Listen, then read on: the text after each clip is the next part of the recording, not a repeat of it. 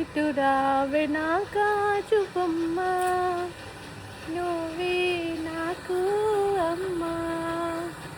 Hi, నేను మీ సంపూర్ణ సిరిపురం. ముగ్గెలా ఉంది? అక్కే వేసింది ప్రొద్దున్నే లేచి. ఇక్కడ మా ఇంటి బయట పచ్చని చెట్లతో ప్రశాంతంగా ఉంటుంది. మా ఇంట్లో పెద్ద బత్తాయి చెట్టు ఉంది, ఫుల్ కాయలు కాస్తాయి.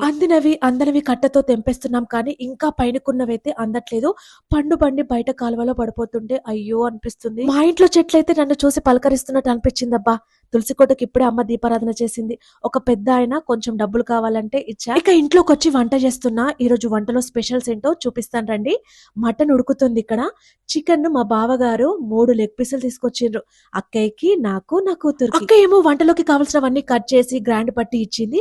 నేను కుకింగ్ స్టార్ట్ చేసి నైట్ జర్నీ చేసి లేట్ నైట్ పడుకోవడం వల్ల ప్రొద్దున చాలా లేట్ గా లేసాం నేను, నా కూతురు. ఇక మేము లేవగానే మా బావగారు ఏం తింటారమ్మా అని అడిగి ఇలా మటన్ చికెన్ తీసుకొచ్చారు. బగారా రైస్ కూడా చేయవే అంది అక్కయ్య. Chicken fry, mutton curry, bagara rice అన్ని రెడీ అయిపోయినట్టే. అమ్మ నాన్ వెజ్ తినదు కాబట్టి వెజ్ లాగించేస్తుంది.